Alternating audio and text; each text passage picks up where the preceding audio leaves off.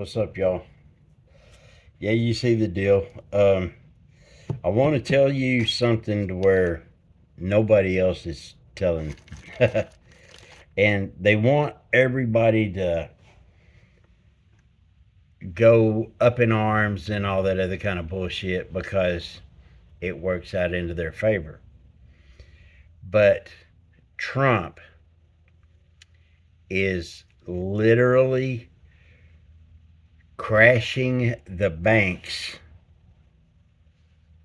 but it will be in our benefit at the end of the road. Let me explain. The banks have a lot of backdoor deals going on with people, and it depends on the money and how they're used in the bank, and all of the account holders in a bank, they use that for leverage to be able to pull the strings around the world to get it to sway one way or the other. You know what I mean? Because he who has the money and the poker chips on the table is what really matters. That's the ones who, you know, pull the strings, make things happen, right? Well, I just had a conversation with a friend of mine not too long ago, or just the other day, and he's the same way. He's a Trump hater and all this other. But I've known the guy for like 27 years and all that, so I know he's a libtard and shit like that. But I tell him, I said, man, you know that Trump knows the government, laws, constitution, the banking system, and all that better than anybody. He's a world chess champion, and Trump knows how to do a multi-million-dollar deal in his head. You see what I mean? Now, the banks use the account holders as leverage to get shit done around the world, and also sway government and all that to where they will bail them out if they fail and all. What you hear, too big to fail. Well, Trump's taking that away. You know what I mean? Because Trump has had to claim bankruptcy, yes, but he's done hundreds and hundreds and hundreds of deals around the world that have been successful, but because he's had one or two, you know, that he was partnered in with other people and stuff like that, they couldn't run it or what. So, yeah, they backed out. They used his name because they thought that they were going to help out. But I mean, people just want to talk shit about stuff and they don't know nothing about it. Well, Trump is crashing the bank because there's a thing called the basket of currencies. If you don't know anything about that, uh, the I can't explain 40 years. It's just, well, China has been notorious for manipulating their currency. When things start getting good for the world, well, China will go out there and pump it up and everything to where people have to catch up with it. When it starts getting up there to where China, it starts going against China a little bit, well, then they'll devalue and it drops everything down. The world market for currencies is the potential for billions and billions and billions of dollars to be made or lost literally within 12 hours. Like I said, I can't explain 40 years of this crap and all that, but I'm the most unlikely political person that you'd ever meet in your life. But the things that I know how they worked, and who's doing it, and Trump is doing the same thing. Trump is fighting the same demons that Putin is.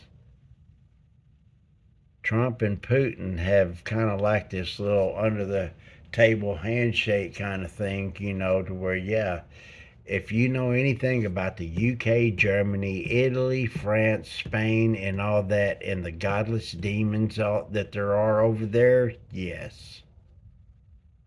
Yes. So Trump is crashing the banks on purpose because it helps us in the long run because it drives the interest rates down.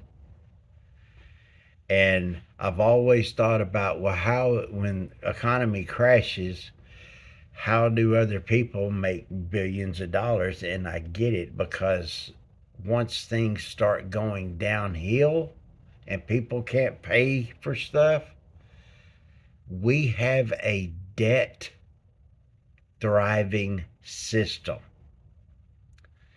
The banks can't survive without debt. You get that? Debt owed to them, you see? Because they get to dictate the interest charges, how long the note is, how much the payments are. See what I mean? Same thing with your house. If you have a house and it needs some stuff done to it or whatever, you can do some minuscule things and all that. That's my game, is buying and selling houses and renovating and all that kind of stuff. Yeah. I haven't been doing it for quite some time now because the economy just went to shit and everything. But after Trump gets everything situated, it can be a lot better. People have just pushed all property values to the tippy top and all that, and that's what started the thing back with Fannie Mae and Freddie Mac many moons ago. So that's another one too big to fail. Like the automobile industry, Ford and Chevrolet have gotten bailed. Uh, well, Chevrolet more than Ford, but the deal is they've gotten bailed out by the government. We can't do that. So this basket of currencies, there are other countries like the Vietnamese dong, Iraq dinar, the Zimbabwe dollar. There is the even the Chinese yuan, and even the Japanese yen. I think it is. Uh, those are another type of currency, mainly to where they could go up in value later on too. George Soros, the Democrat angel that everybody, the billionaire to where his son Alex Soros and all them, he made $1 billion for his hedge fund literally overnight because he almost broke the Bank of Lloyd's in London. Look that up. Instead of spending a little bit of money and helping the country and people and all that kind of stuff, no, he was letting people go hungry and all that kind of stuff while he made $1 billion for his hedge fund corporation or his hedge fund people and all that back in who was that, 72, 73, maybe, don't hold me to that, maybe 77. I'm not sure exactly when. But yeah, there's a lot of stuff that was going on. I mean, Russia was invading Afghanistan about around that time and all, so it was a big fuster cluck and shit around the world. But yeah, so the biggest deal is because of Iraq. Iraq is about to becoming back online, and they found one of the biggest veins of gold over in Iraq. Iraq is about to be one of the most richest countries on the face of the planet. So if you have some, buy a little bit of silver and gold. I'm telling you right now, if you have 40, 50, 60 bucks or whatever, get it.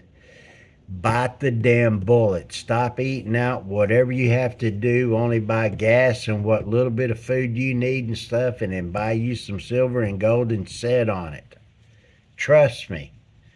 Okay? There's a lot of things with the world manipulation with gold, silver, precious metal.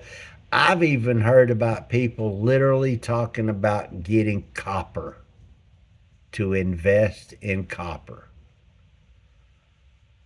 What? Copper's the one of the most widest used things on the face of the planet. Not pennies, but copper tubing, pipe, and all that plumbing. Yeah, yeah.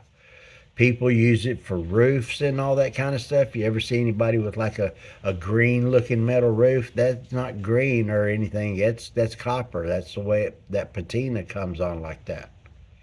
But yeah, even the nickel and all that kind of stuff, the cheaper copper and everything. Oh, it sounded like it was raining again, but it's just the trees shuffling. But yeah, copper and all that, even tin, every kind of metal that you can think of, yeah, it's a trip. But Trump is doing that, and that's how you put everything, the market and all the economy back in the hands of people. We got all these assholes out there screaming, oh, well, you know, capitalism, down with capitalism. Really?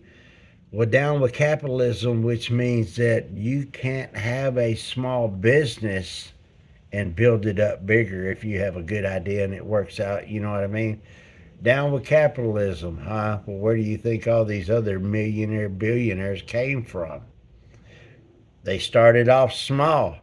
They didn't all just jump in. If you know anything about Rockefeller and Carnegie and all that, all the fighting stuff that they had with the railroad and steel and oil and all that, and they needed each other, but they tried to fight each other.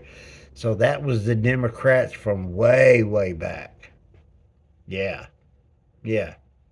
That's what I'm saying. When you know history like I do and know how we got here and who did it and who bought who off and who intimidated and all the country companies that were out there that got gobbled up by the bigger ones and all that shit. Yeah, yeah,